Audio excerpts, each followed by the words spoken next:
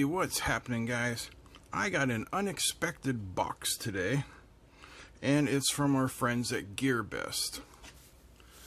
I had no idea they were sending me anything else. I mean, I just did that review on the Codis Vim last week. But they sent me this, so we'll review it, and I contacted them, and I told them, you know, in the future, check with me first. So, I bet you're wondering what this is. Why, it's an EP02A4302197825201. Black US plug, made in China. Smart device.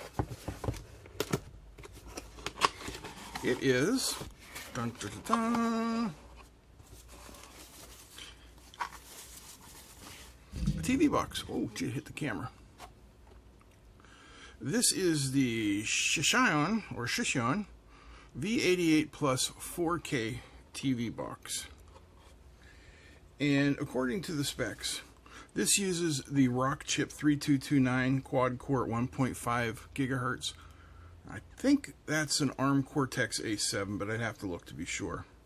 The GPU is a Mali 400MP, and it has either 1 or 2 gigabytes of DDR3 RAM, which I'll find out when I plug it in. Video output is HDMI 2.0, 42K at 60 frames. The audio output, we have the HDMI, we have AV output, and we have a digital SPDIF output. Now, connectivity, Wi-Fi. It doesn't have Bluetooth. That is a huge thumbs down. It does have 4 USB 2.0 ports, the SD MMC, and I believe it has a 8 or 16 gig eMMC onboard storage. It's running Android. Whether it's 5.1 or 6.0, we won't know until we plug it in, because according to the specs, they ship randomly. So what else is in the box? A remote control. Very nice. From the lightness, there are no batteries in it. An HDMI cable. Now, hey, that's a plus. Can I tell you guys something? Come here. I'm going to let you in on a secret. Not a lot of people know this, and it's costing them a lot of money. But bear with me, and I'll explain it to you so you understand.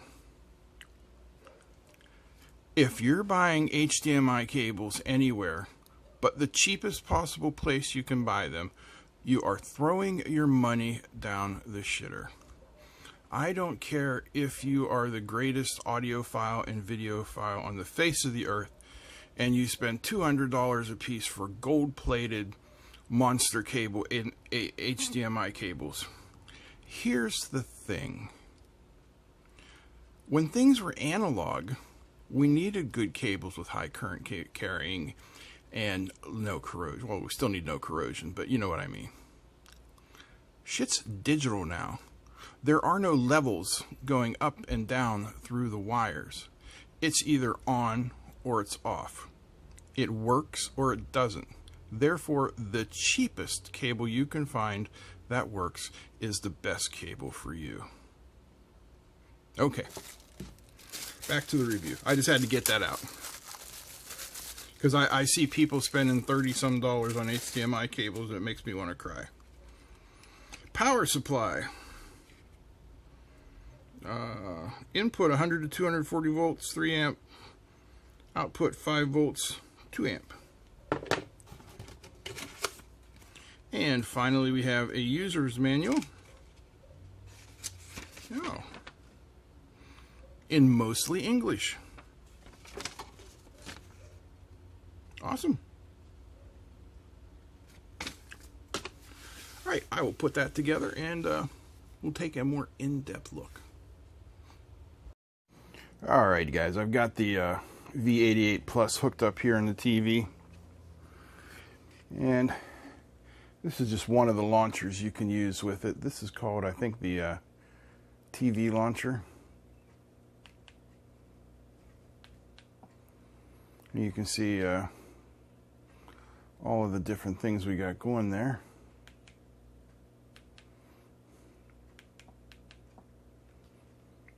We've got Cody, YouTube, Play Store, weather, apps, browser. Now these are just the things that I have personally added to the main screen.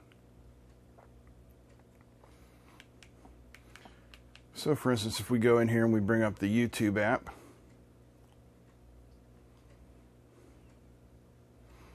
you can see it works very well. Well, usually had to work that way though, didn't it? Since I just said it works very well. Let's try again.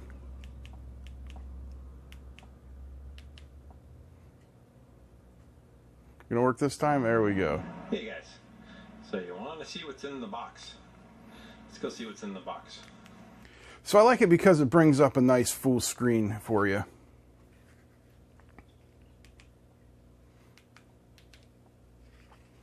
And there are quite a bit of apps that are included here. You know, we have the browser, calculator, downloads, this home media center, Cody, Google, Gmail, gallery, file explorer, music, Play Store, settings, Skype, super user, TV launcher, that's the name of the launcher I'm using, video, voice search, except there's no microphone anywhere. I added Weather Underground, Wi-Fi display, and then there's their YouTube app, and then there is the regular YouTube app. And the difference between them is, of course, if you saw the first one,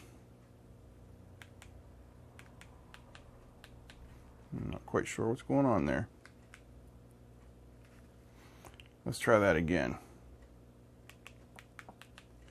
Bring up that YouTube app. Oh, okay, I just needed to be in mouse mode.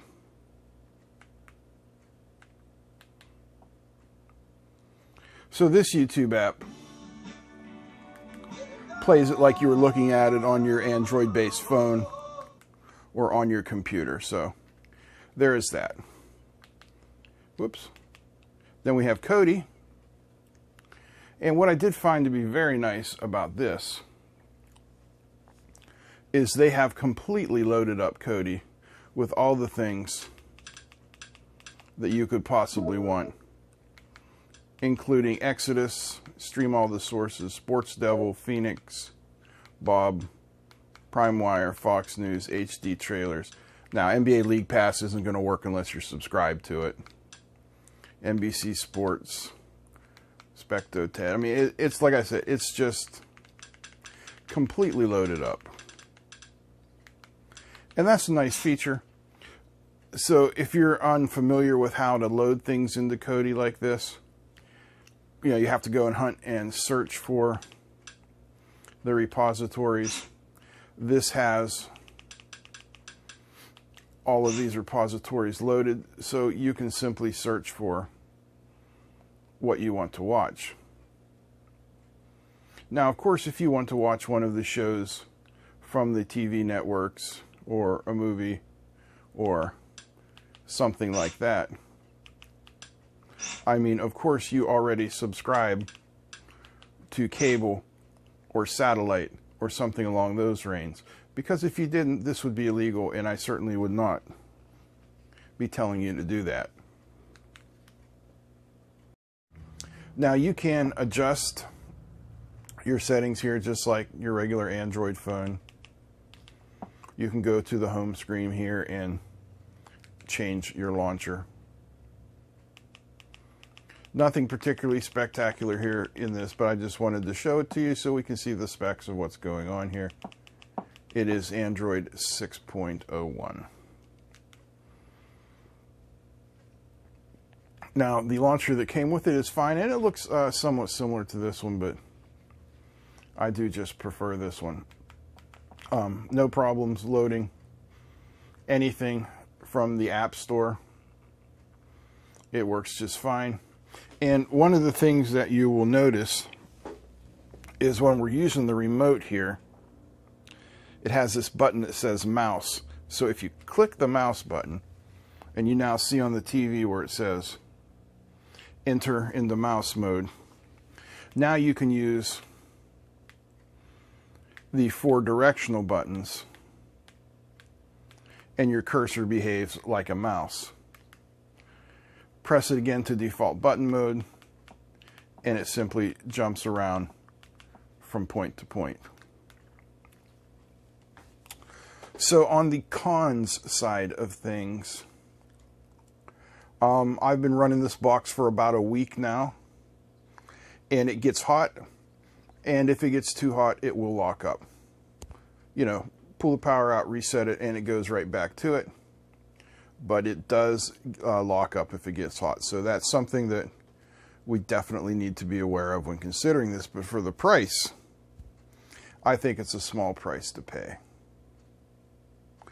As a single board computer, could I recommend it? No, I don't think so. There are too many other options available that are much better, including the Raspberry Pi, you know, the Banana Pi, the Orange Pi, all of those. Other things. There's just too many other good, really, really good options for a single board computer as to use this, although the price is cheap. Can I recommend this as a media center?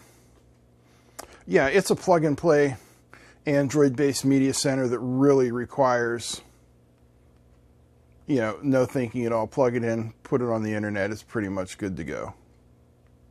I like the multiple USB ports in it, so you could hook up a USB keyboard if you wanted, and also you could plug in all of your different USB sticks that might have different types of media on them that you want to use. So a good media center, not great as a single board computer. All in all, a solid product for a reasonable price. So that's it for this, guys. I hope you enjoyed it. If you did, give me a thumbs up. Feel free to comment, share, and thank you all for subscribing. That's it. I'm out. Peace.